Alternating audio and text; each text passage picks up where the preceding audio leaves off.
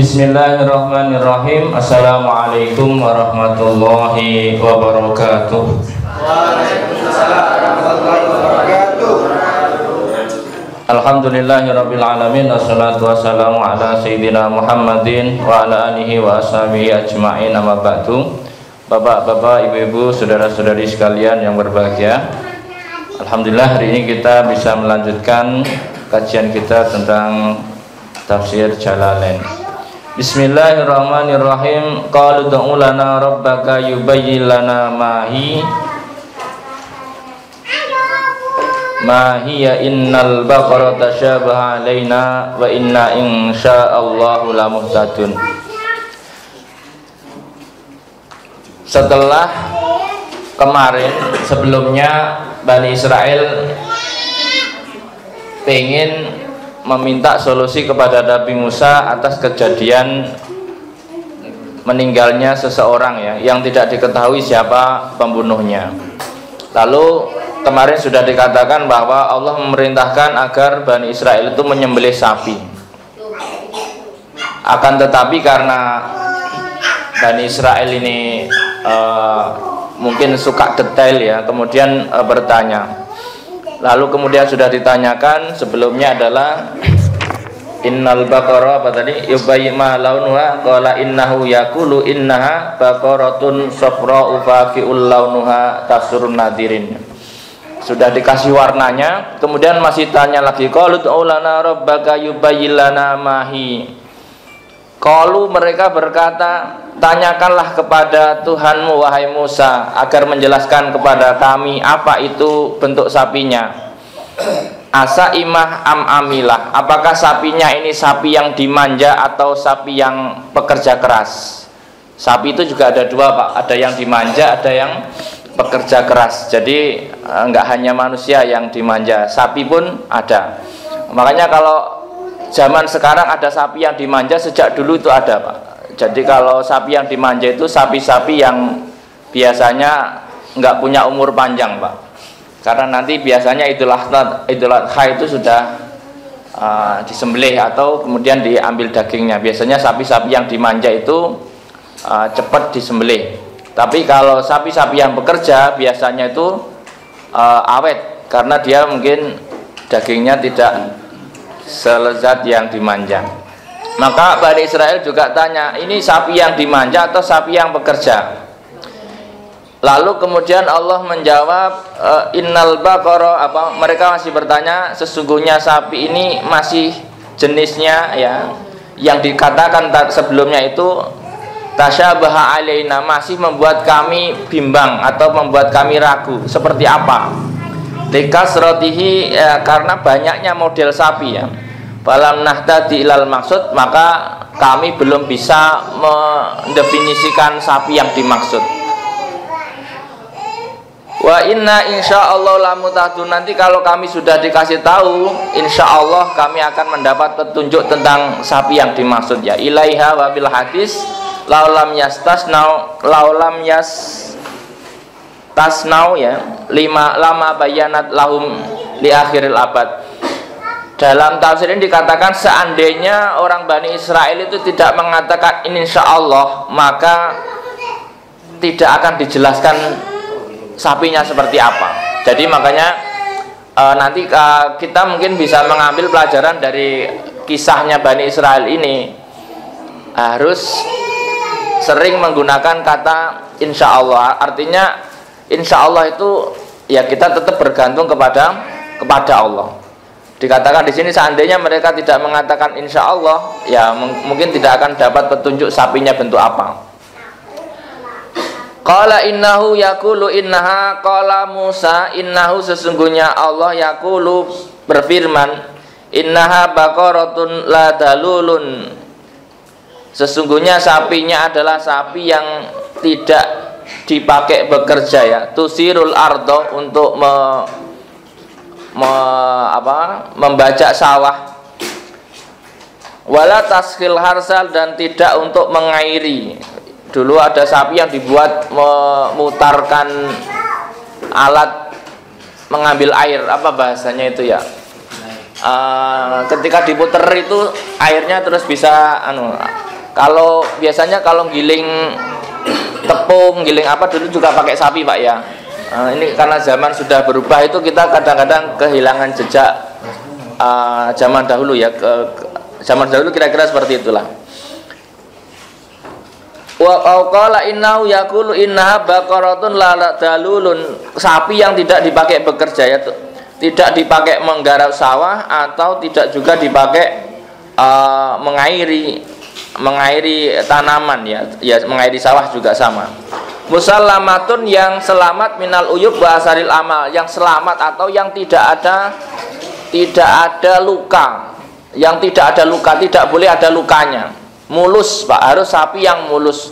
La dalun untuk sirul arda wal tasilar, musallamatun, tidak ada cacatnya dan tidak ada bekas kerja.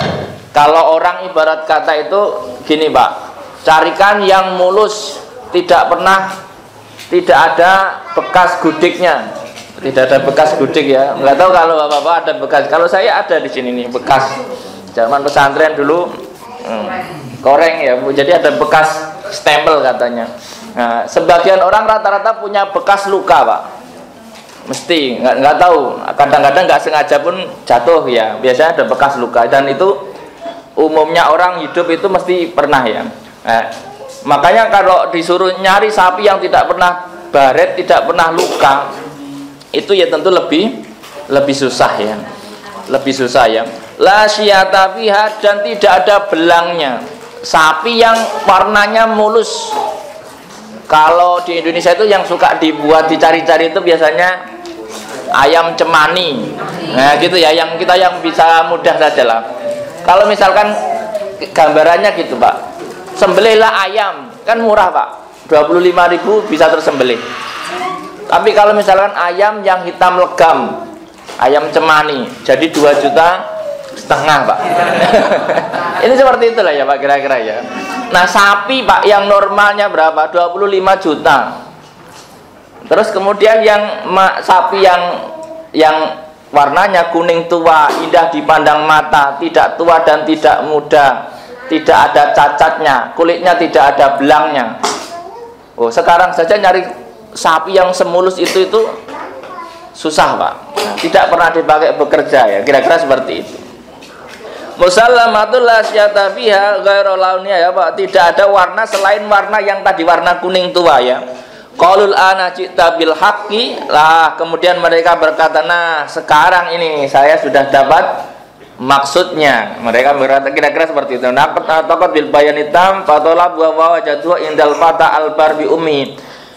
Hingga akhirnya Bani Israel itu menemukan sapi ini pada suatu orang pemuda ya, yang sedang berbakti kepada orang tuanya. Jadi nanti ini ceritanya sebenarnya panjang.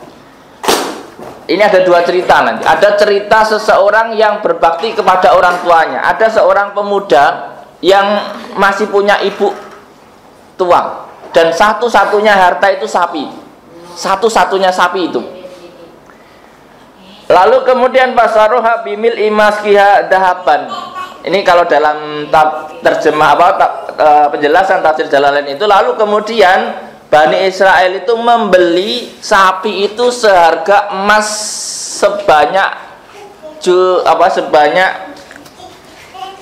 kulit sapi ya, maksudnya kulitnya ketika ini itu harus diisi emas. Semahal itu. Kenapa kok mahal? Nah, panjang ceritanya, nanti Bapak Ibu bisa cari ceritanya ya. Saya sepil sedikit. Jadi ada seseorang anak soleh yang sedang berbakti kepada orang tuanya. Miskin, ya bukan miskin ya, apa ya, harta satu-satunya sapi satu, dan itu dilus-lus tiap hari, dimanja sapinya karena harta satu-satunya. Nah, ketika diminta mau dibeli, ini pemuda ini nggak mau, sapi nggak dijual, berapapun nggak dijual. Udahlah berapa, nggak dijual ya nggak dijual, pokoknya ribet Pak. Tapi nggak ada sapi lain selain itu Pak, sesuai dengan kategorisasi yang ditentukan Allah tadi. Akhirnya dirayu-rayu, ujung-ujungnya udahlah kamu minta berapa saja, yang penting sapi ini harus saya beli. Ya akhirnya dealnya itu ya udah sebanyak emas yang termuat dalam kulit sapi itu. Maksudnya misalnya ketika dikuliti ya harus diisi emas ibarat kata ya sangat mahal lah, kira-kira seperti itu. Nah, jadi ada kisah anak soleh kepada orang tuanya itu ya, cara Allah mengatur rezeki kadang-kadang begitu. Sapi kan normalnya 25 juta Pak, tiba-tiba menjadi 2 triliun misalnya, kan bisa saja Pak. Jadi makanya kadang-kadang kita itu kalau Allah yang ngatur ya bisa seperti itu. Nah, Bani Israel yang banyak duit tadi itu bisa habis duitnya hanya gara-gara membeli satu sapi. Ya seperti itulah kira-kira ya. Jadi kadang-kadang ya, nah, kalau orang kita itu sekarang kasarannya begini, kadang-kadang kita punya uang, tiba-tiba itu habis hanya untuk ganti pelek Pak, gara-gara nabrak sesuatu misalkan. Ya pokoknya kalau kita cermati, emang pengaturan Allah itu unik ya. Jadi kira-kira begitu.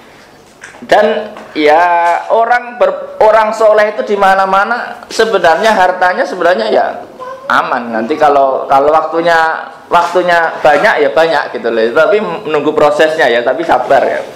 Qalul ana jita bil haq fadabahuha wa ma kadu yaf'alun. Lalu kemudian mereka menyembelihnya dan hampir-hampir saja itu tidak terjadi. Kenapa? Karena susah negosiasinya. Jadi kalau ada Bapak, kalau di Indonesia itu yang sering kelihatan itu tanah ya Pak ya, tanah ya. Tanah itu kan kalau misalkan ada yang butuh banget, misalkan jalan tol, itu kan suka-suka yang punya tanah. Nah, tapi kalau tanah-tanah yang 50.000 kemarin itu kan ya mesti nggak tepat lah kira-kira, nggak penting sebenarnya kan. Tapi kalau penting ya mahal kira-kira. Nah, karena mahalnya itu hampir-hampir nggak terjadi penyembelihan sapi ini. Ligila islamanihi wabil hadis laudabahu ay baqarah kanat dan lakin syadadu ala anfusim. Ini sebenarnya adalah pelajaran untuk Bani Israel. Ketika diperintah nyembelih sapi, kok bertanya lagi, maka semakin susah. Makanya kan dalam kaidah Quran itu latas alu an asya'a intub dalakum tasukum. Kalau kamu nanti jadi berat gara-gara kamu tahu, mending nggak usah tahu. Jadi kalau jadi berat gara-gara detail, mending nggak usah detail. Pokoknya kalau disuruh lakoni saja. Jadi jangan terlalu banyak tanya yang kemudian nanti akhirnya memberatkan diri sendiri. Ya kira-kira. Wa iqtatum nafsan fadaratum fiha. Wa'id qatatum, dan ketika kamu membunuh seseorang ya, fadaratum, lalu kemudian kamu menjadikan itu saling curiga, saling tuduh menuduh ya. Asalnya tatadarotum ya kalau nggak salah di ayat lain itu.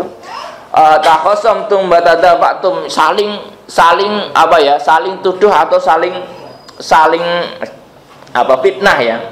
Wallahu mukhrijum ma kuntum taktumun, maka Allah akan mengeluarkan apa yang kamu rahasiakan ya. Min amriha wa hada itirat wa awalul kisah. Ayat ini menggunakan skema memberi jawaban dulu baru soalnya. Aslinya soalnya itu bagaimana cara Allah membuka tabir pembunuhan di eranya Nabi Musa. Kalau sekarang mungkin dengan investigasi, dengan apa istilahnya ya, itu dengan cek jejak digital dan sebagainya. Nah, zaman eranya Nabi Musa, cara menginvestigasi siapa pembunuh orang itu dengan menyembelih sapi, Pak. Meskipun bagi Bani Israel ini muskil. Kenapa pembunuhan kok harus nyembelih sapi? Makanya Pak, fakul nadribuhu, maka kemudian Allah berfirman idribuhu, pukullah ya mayit itu, bibak dia dengan sebagian sapi itu, wadriba bilisaniha ajaba apaan au ajba dambiha fahayun. Sebagian mengatakan dipukul dengan lidahnya sapi, sebagian mengatakan dengan ekornya sapi. Nggak tahu yang kemungkinan gitu ya. Jadi mayit itu bisa hidup lagi dengan dipukulin lidah sapi yang disembelih tadi, Pak.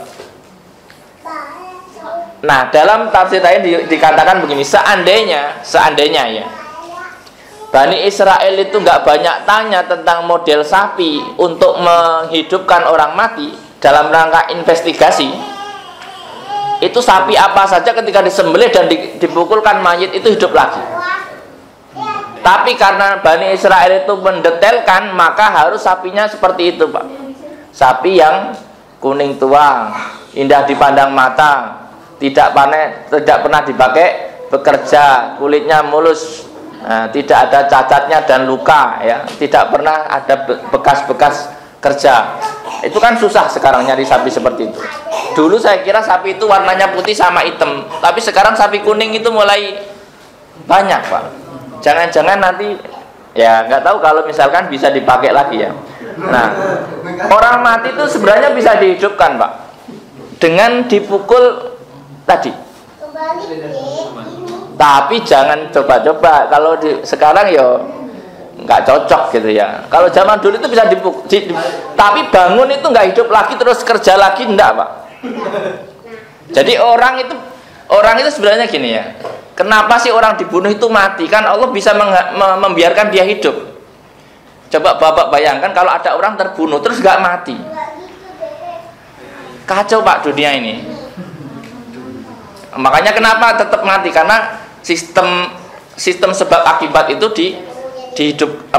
dijalankan di dunia ini. Seandainya sebenarnya orang itu nggak ngaruh mati hidup itu, sebenarnya kan kalau Allah menentukan hidup ya hidup saja.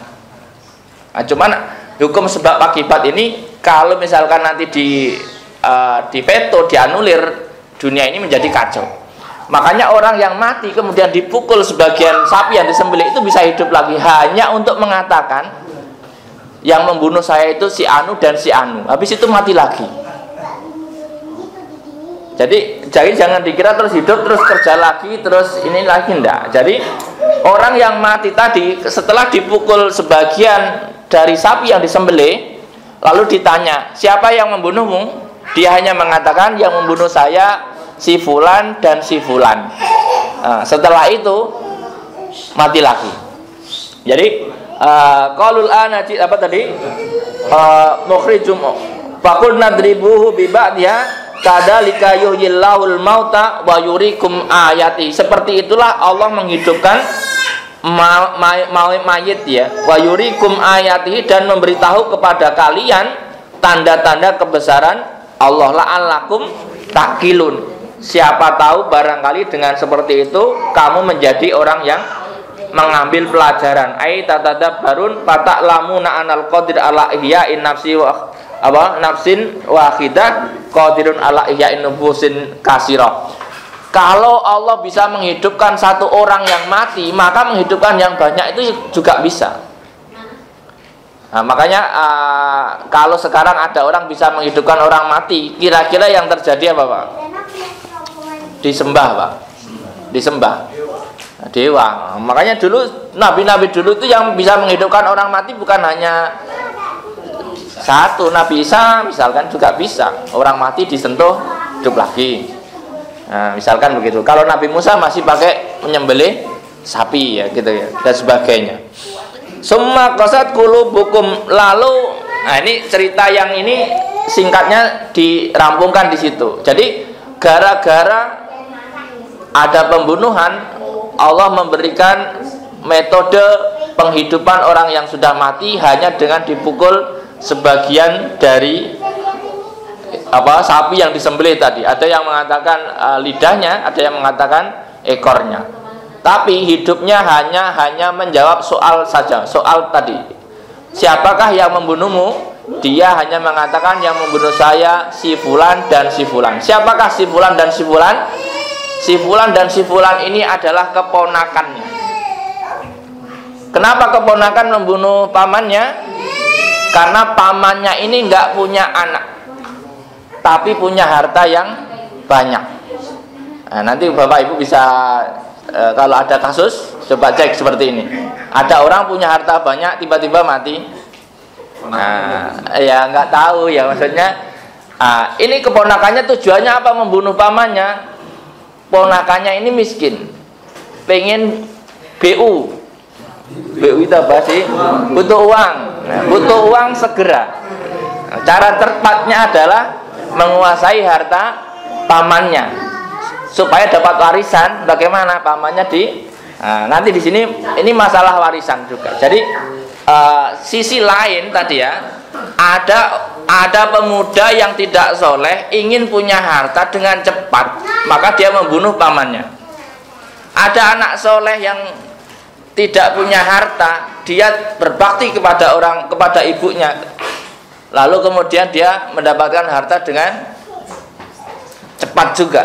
Jadi tinggal pilih jalannya sebenarnya, kan kira-kira seperti itu.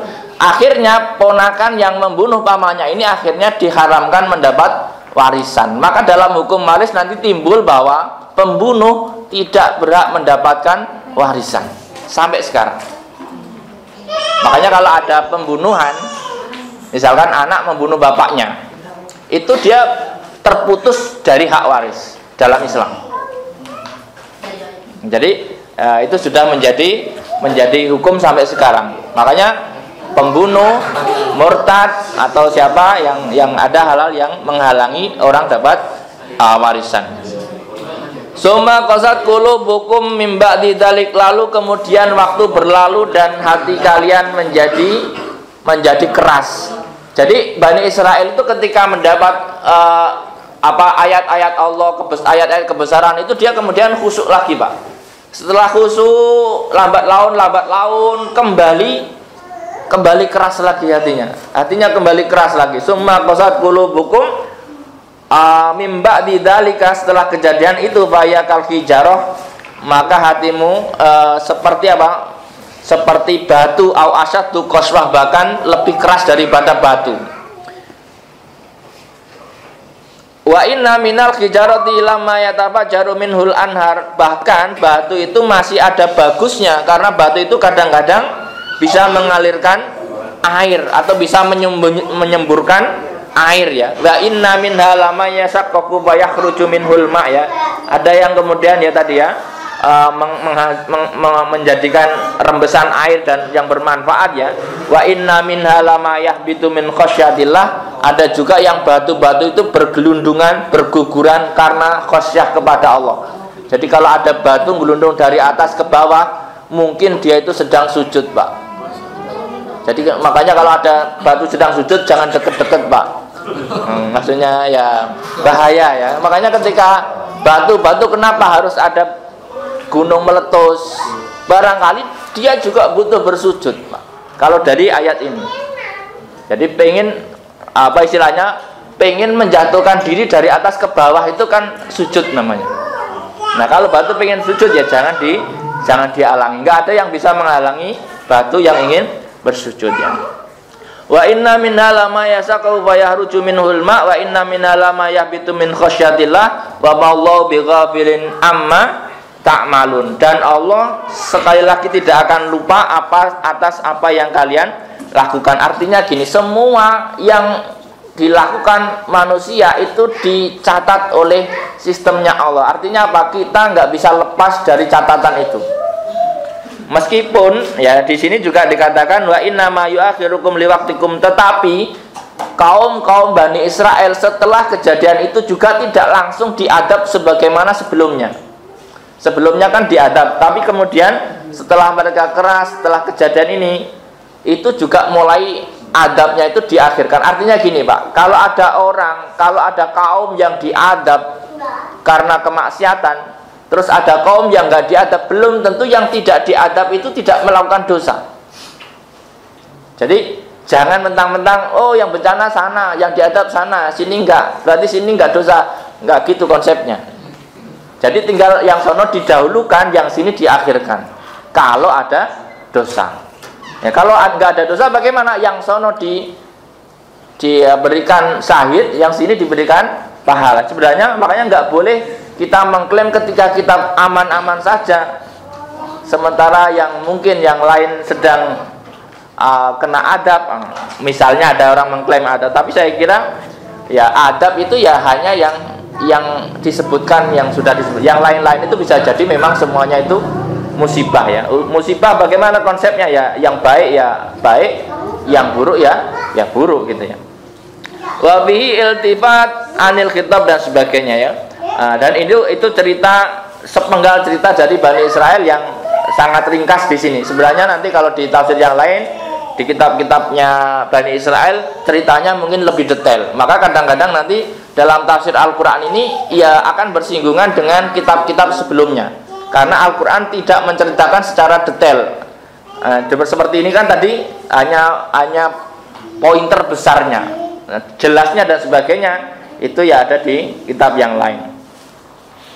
Kemudian afatat mauna ayyuminu lakum wa qad kana fariqum minhum yasma'una kalamallahi summa yuharrifunahu min ba'di ma aqaluhu wa hum ya'lamun. Afatat mauna, apakah masih berharap wahai orang-orang mukmin ya? Maksudnya gini, apakah orang-orang mukmin itu masih berharap kepada mereka ayyuminu lakum, agar orang-orang Yahudi itu beriman?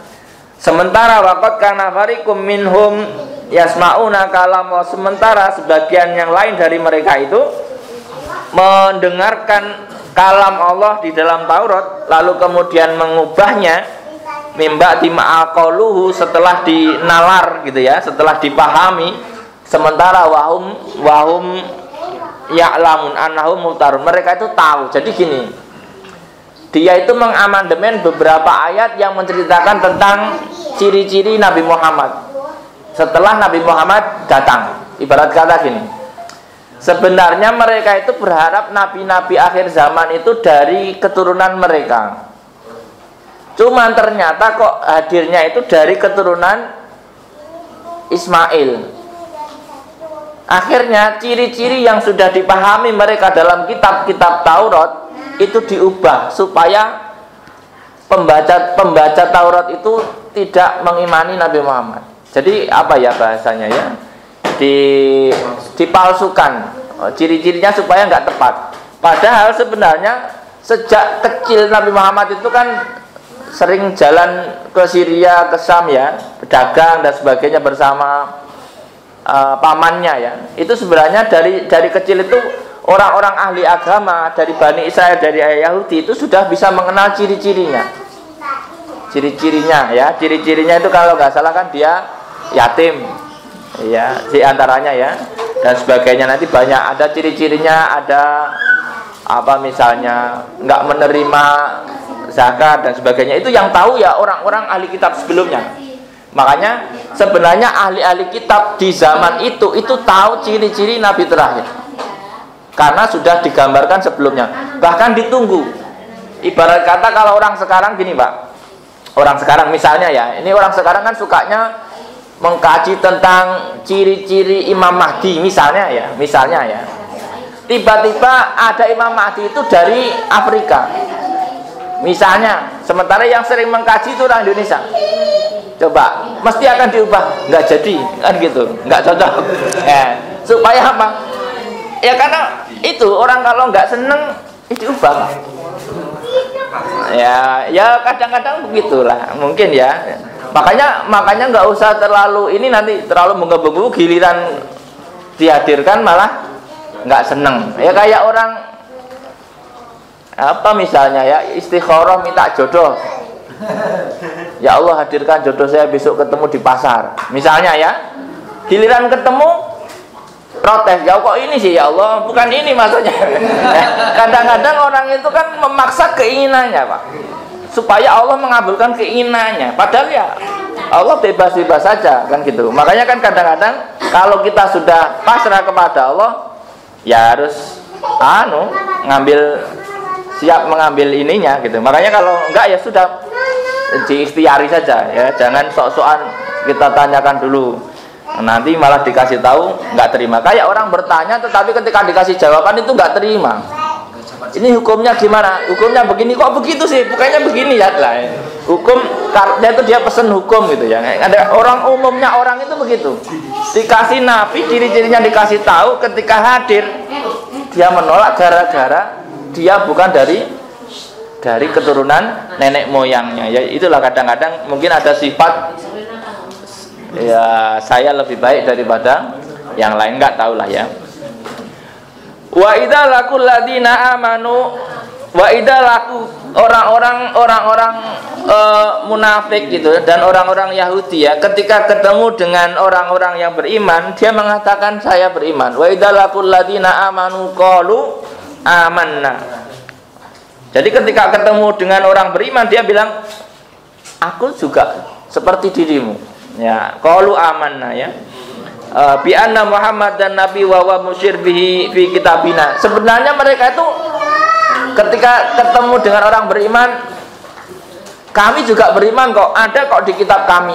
Di era itu ya, seperti pertanyaan kemarin yang dimaksud alladzina hadu wan nasara wasabiin. Waktu itu memang masih dekat dengan kitabnya. Maka dia sebenarnya tahu. Oh, tahu iya kok dia memang ada di dalam kitab kami. Waqal apa tadi kemudian wa idza qala ba'dum ila ba'din qalu atuhadditsunahum bima fatahallahu alaikum. Ketika dia kembali ke kelompoknya, sebagian kelompok yang lain itu bilang, kok kamu kasih tahu dia? Enggak usah dikasih tahu. Maksudnya kasih tahu apa? Kasih tahu apa yang ada di dalam kitab Taurat. Nah, dulu itu kan pergaulan orang Yahudi, orang mukmin di Madinah itu ya biasa, ya saling ada kok di kitab ini. Nah, sebagian yang lain mengatakan jangan dikasih tahu, nanti kamu kena sekat apa bahasanya ya, kena nggak bisa jawab, ya, kira-kira begitu. Jadi ada orang-orang yang pengennya itu yang tentang Nabi Muhammad itu di hidden, dirahasiakan supaya nggak dikasih tahu kepada orang lain ya. Atau hadisunahum bima fatahallahu alaikum liyuhajjukum bihi inda rabbikum afala taqilun. Kamu gimana sih? Kamu kok nggak mikir bahasa antara mereka nih? Kamu kok nggak mikir? Itu kok nggak kamu rahasia kita kok kamu kasih tahu ke orang lain? Kan nanti kita nggak bisa jawab. Sebenarnya mereka itu dari sejak dulu sudah sadar. Makanya kalau orang sekarang sama-sama membuka kitab aslinya, itu ketahuan semua sebenarnya. Cuman masalahnya sekarang ya sebagian itu nggak dibebaskan orang membaca kitab. Kitab yang bebas dibaca itu kan hanya Al-Quran, Pak. Kitab yang lain harus mengikuti strata. Lu siapa baca kitab ini? Loh, kalau di Quran ente bebas, Pak, baca, meskipun nanti maksudnya keliru tidak apa-apa, yang keliru kan dirimu bukan kitabnya. Tapi kalau kitab yang lain, coba Pak, nanti nggak boleh, nggak terima orang baca kitab mereka, lu itu bukan begitu maksudnya, loh. Ya, tapi kalau Quran, mau orang kafir, orang ahli kitab baca Quran, ya nggak dilarang Pak. Tapi kalau kitab lain kita baca, nggak boleh, nanti nggak cocok dengan tafsiran mereka dalam Al-Quran. Tafsiran banyak sekali. Kalau tafsiran salah ya enggak apa-apa, tafsirannya salah, tapi kitabnya enggak. Ya kalau di sana enggak tahu mana kitabnya, mana tafsirannya itu enggak jelas. Enggak tahu ya saya ya, mana yang kitab aslinya, mana yang tafsirannya. Kalau di dalam Al-Qur'an, ini Qur'annya, ini tafsirnya. Tafsir bisa jadi salah. Tapi ya saya kira orang mengarang tafsir itu enggak segoblok itu. Ya, salah-salahnya paling salah cuman nama-nama tempat, cerita gitu. Tapi kalau garis besarnya tetap masuk kira-kira. Awala ya'lamu annallaha ya'lamu ma yusirruna wa ma yu'linun. Qala ta'ala awala ya'lamuna. Apakah mereka tidak tahu bahwa Allah itu tahu apa yang disimpan dan apa yang ditampakkan? Artinya gini, Allah ini berfirman kepada kepada orang mukmin ya, masih tadi karena afatat mauna ayu'minu lakum waqad kana fariqum minhum yasma'una kalama. Artinya gini, waktu itu orang mukmin itu berusaha untuk mendakwahi orang-orang Bani Israel supaya beriman kepada Nabi Muhammad, tetapi kemudian ya disampaikan di dalam ini apatat mauna ayu'minu lakum, kamu masih berharap mereka beriman kepada kalian, wong mereka saja dengan ayat-ayat yang aku berikan kepada mereka diubah. Artinya gini, orang yang sudah berani mengubah firman Tuhan, firman Allah, kok dengan yang lain mesti enggak mau. Ya, sebagaimana orang kalau sama Allah kok berani, itu enggak ada yang ditakuti lagi, Pak. Ya, karena caranya begitu. Makanya paling susah adalah ketika orang tidak takut kepada Allah, maka selainnya malah lebih parah. Awala ya'lamuna anna Allah ya'lamu ma yusirruna wa ma yulinun. Allah tahu apa yang dirahasiakan dan apa yang ditampakkan. Jadi nanti di sini jelas ya, anna Allah berbeda dengan malaikat. Kalau malaikat kadang-kadang yang dirahasiakan tidak tahu. Jadi malaikat itu juga masih standar makhluk hidup, makhluk ya Pak. Jadi kadang-kadang malaikat itu tidak tahu yang dirahasiakan. Setan juga nggak tahu apa yang dirahasiakan. Jin apalagi. Sebenarnya jin, setan dan lain-lain itu pengetahuannya terbatas. Nanti banyak ayat-ayat Al-Quran menunjukkan bahwa mereka itu juga makhluk yang tidak tahu semuanya. Makanya kenapa kalau kita berzikir, kalau kita membaca Quran disyaratkan supaya keluar suaranya. Kenapa? Ya karena kalau dirahasiakan dalam hati itu nggak dihitung Pak oleh malaikat. Makanya kenapa sih sholat harus baca Fatihahnya itu keluar suaranya? Kalau di dalam hati malaikatnya bingung, ini baca atau tidak? Karena yang disebut baca itu keluar suara, minimal didengarkan diri sendiri. Makanya nanti dilatih Pak. Kalau misalkan selama ini Quran dia cuman dibacanya di dalam pikiran kayak Superboy baca surat. Masih ingat film Superboy enggak ya? Zaman terlalu tua ya. Jadi dulu itu Superboy kalau baca surat nggak pernah dibuka suratnya karena dari luar itu sudah bisa baca ya. Makanya syarat dalam fikih itu yang disebut syarat rukun sholat itu kalau bentuknya adalah suara harus diucapkan. Takbiratul ihram ya harus berucap Allahu Akbar. Kalau diem saja meskipun dalam hatinya takbir ya tidak dianggap. Nah dalam hati siapa yang ngatur ya? Kalau dalam hati itu urusannya langsung kepada Allah. Nah catatan malaikat nanti akan dicocokkan dengan catatan yang lain. Nah, ya, jadi tapi ya malaikat ya repot kalau nanti karena yang dihisab itu catatan malaikat Pak. Ya kalau yang nggak tercatat oleh malaikat nanti nunggu instruksi khusus ya, instruksi khusus ya, kalau antum nggak dilupakan oleh Allah. Kalau dilupakan ya wassalam kan kira-kira begitu. Wa minhum ummiyuna la ya'lamunal kitab, dan sebagian mereka adalah ummiyun, orang-orang awam ya. La ya'lamunal kitab, yang tidak mengerti kitab Taurat, ila amaniya, kecuali berita-berita bohong, akadib talqauha min ru'asaihim ya. Pak Tamatu. Nah, sebagian orang-orang awam itu nggak ngerti kitab, yang hanya mengerti kebohongan-kebohongan yang disampaikan oleh pemuka-pemuka agamanya. Dulu itu tidak semua orang bisa baca kitab. Nah, pendakwah itu ya apa kata pendakwah? Jangankan dulu ya Pak, zaman kita di Indonesia saja dulu sebelum zaman modern, orang untuk memahami sesuatu itu percaya sekali dengan ulamanya. Makanya kalau ulamanya nyeleweng ya wassalam gitu. Nah kalau sekarang ulama nyeleweng langsung ketahuan Pak, karena kita bisa akses sendiri. Kalau dulu taklidnya itu luar biasa. Nah kalau sekarang sebagian orang itu ada yang kembali ke taklid lagi. Pokoknya kalau kata ustadz ini pasti benar, ustadz lain-lain salah. Itu mulai kembali ke awam. Harusnya apa? Ya mulai membaca, mulai mengangen-angen dan sebagainya ya. La ya'lamunal kitaba illa amaniya wa inhum illa yadunun, dan mereka itu ya mengira-ngira, illa yadunun ya, donnan wala ilman lahum, hanya menduga-duga, jangan-jangan maksudnya ayat ini begini, jangan-jangan maksudnya ayat ini begini. Jadi kadang-kadang mereka itu tidak memahami kitab. Banyak orang-orang tidak memahami kitab karena dulu itu yang boleh membaca kitab hanya ulama-ulama saja Pak, sebelum Islam. Dan makanya dan kitab mereka itu nggak bisa dihafal. Jadi nggak kayak di dalam Al-Quran Pak. Al-Quran semua boleh menghafal. Jadi terbuka sekali, kayak laporan keuangan masjid Pak. Jadi kalau Bapak Ibu lihat laporan keuangan masjid terbuka sekali, ya seperti itu. Jadi sesuatu yang terbuka itu saksinya banyak.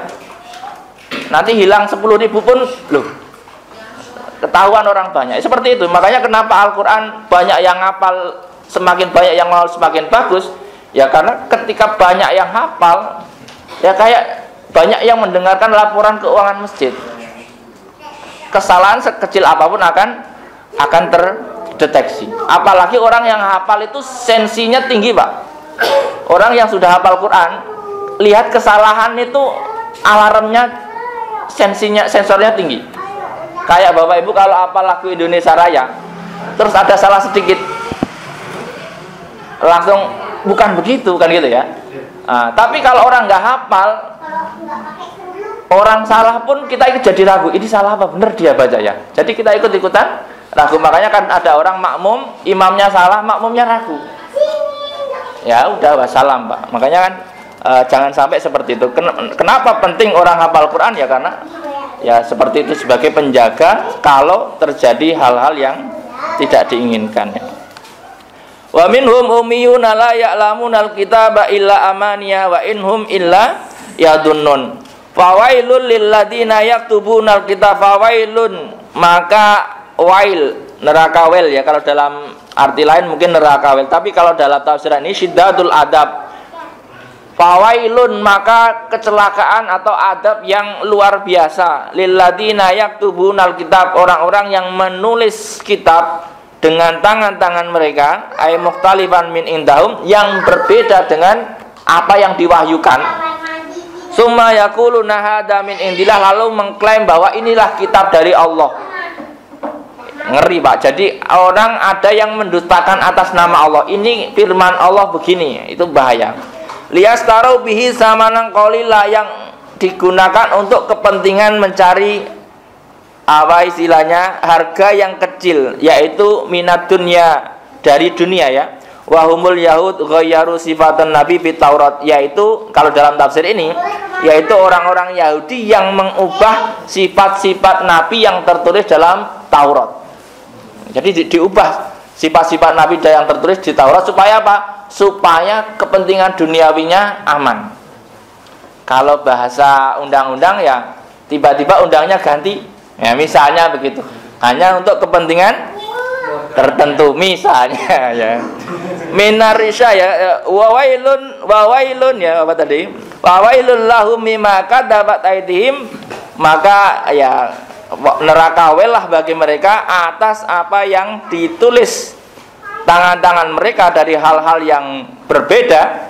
Wawailul lahum mimma yaksibun, dan neraka juga apa-apa yang dihasilkan dari itu, yaitu minarisya jam'u riswah. Ini mungkin ada peraturan-peraturan yang membolehkan riswah di mereka, dibolehkan, yang asalnya mungkin tidak boleh lalu diubah ya. Kalau dalam tafsiran ini dikatakan minarisya jam'u riswah, jadi menghalalkan riswah, suap ya, menyuap dan sebagainya ya.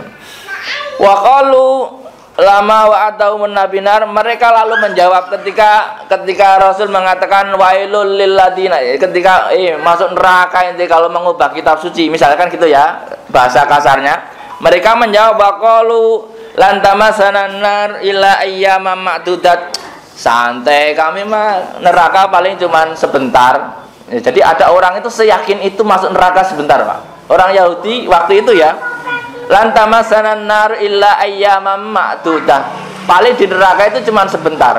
Kenapa? Karena ulah nenek moyangnya, kira-kira begitu alasan mereka. Qalilah arba'ina yauman muddata ibadata abaihim al-ijl ya. Dia mengira bahwa paling di neraka itu cuma 40 hari kami. Karena dulu nenek moyang kami itu nyembah anak sapi itu 40 hari. Jadi inilah kadang-kadang gini, bahayanya orang terlalu pede masuk surga itu ngeri, Pak. Terus ngeklaim Allah itu apa kata gue, itu bahaya, Pak. Nah, orang-orang Yahudi dulu saking dekatnya kepada Allah, seolah-olah apa kata dia itu katanya Allah. Maka dia ketika diancam oleh Rasul, wa wailul ladzina yaktubunal kitaba bi'aidihim Lalu kemudian mereka menjawab, baqalu lan tamassanan nar illa ayyamam ma'dudah. Qul atakhadtum indallahi ahdan fala yuhliwallahu ahdahu am taquluna 'alallahi ma la ta'lam. Lalu kemudian Nabi Muhammad disuruh berkata oleh Allah, Muhammad katakanlah, tanyakan kepada mereka, mana perjanjian itu. Perjanjian apa? Perjanjian kalau dia itu masuk neraka hanya sebentar. Jadi mereka itu mengklaim dirinya masuk neraka hanya sebentar, itu adalah dusta. Kenapa? Karena tidak ada perjanjian. Seandainya Allah menjanjikan mereka, kamu nanti masuk neraka cuma 40 hari, ya itu benar. Tapi ternyata tidak ada perjanjian itu. Artinya apa? Artinya mereka berdusta atas nama Allah. Bala mangkasaba sayyi'atan, bala, ya tidak begitu ya. Mangkasaba sayyi'atan, barang siapa yang melakukan keburukan, syirkan atau syirik ya, wa khatat bi khati'atuhu, dan kemudian meliputi ya kesalahan-kesalahannya, istawarat ya, faulaika ashabun nar hum fiha khalidun. Orang-orang yang syirik lalu tidak kembali bertobat ya, maka apa? Faulaika ashabun nar, mereka adalah menjadi ahli neraka, hum fiha khalidun, abadi di neraka. Jadi dulu dikiranya begini, pikirannya Bani Israel yang logis itu Pak, ketika melakukan kesalahan 1 hari, di nerakanya 1 hari. Ketika melakukan kesalahan 40 hari, dikiranya di nerakanya itu 40 hari. Ketika orang musyrik 1 hari, dianggapnya 1 hari. Enggak. Tetapi dalam ayat ini menjelaskan bahwa enggak begitu konsepnya. Konsepnya itu kalau orang musyrik meskipun 1 hari lalu mati, ya di nerakanya abadi. Gitu ya. Makanya cara konsep hitungannya seperti itu. Bukan kemudian karena saya salah 1 hari dihukum 1 hari. Nah, kalau seperti itu repot. Nanti kalau baiknya cuma 1 jam, di surga 1 jam, Pak. Ya, padahal pengennya kan di neraka cuma sebentar, di surganya lama. Nah, makanya kadang-kadang kita itu nggak boleh pakai matematika kita sendiri. Allah, salah dikit aja, paling di neraka cuma kepleset sebentar. Nggak begitu konsepnya. Ya, kalau pas buruk terus mati nggak sempat tobat, ya khalidina fiha. Orang buruk sehari dia berusaha baik terus mati, ya surga Pak. Kok nggak adil? Ya adil lah, yang dihitung akhirnya kan gitu ya. Ya kalau dihitung awalnya enak yang awal dong. Nah, kira-kira begitu ya. Kalau dihitung awalnya semua bayi itu suci, masuk surga semua, ya repot ya. Nah, kira-kira seperti itu. Nanti di hadis diterangkan ada orang itu dari kecil sampai tua itu berbuat jahat.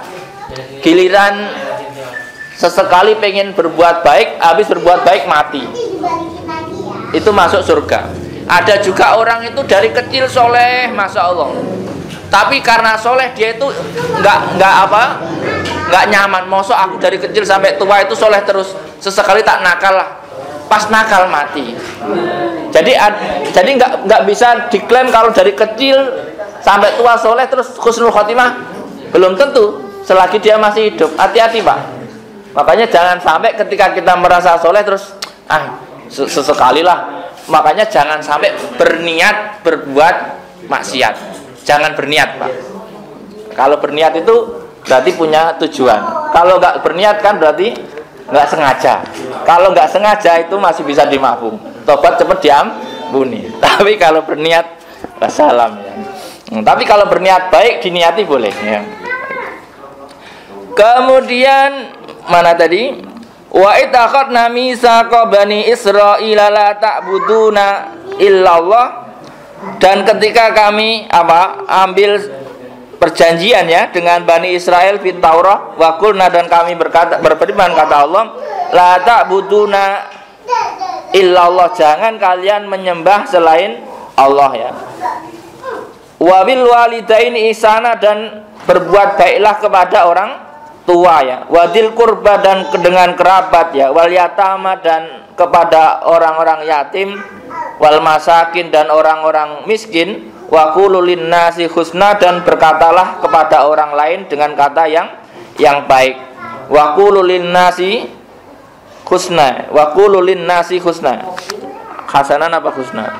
Wa qulu linnasi husna ya.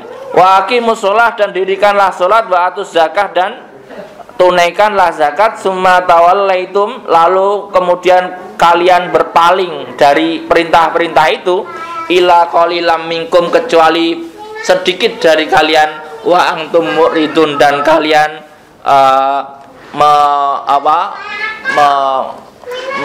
memengung ya sebagaimana bapak-bapak kalian. Artinya gini, wa ittakhadna mitsaqa bani Israila la ta'buduna illallah. Ini sebenarnya pokok-pokok agama Bani Israel. Pertama itu pokoknya adalah jangan syirik.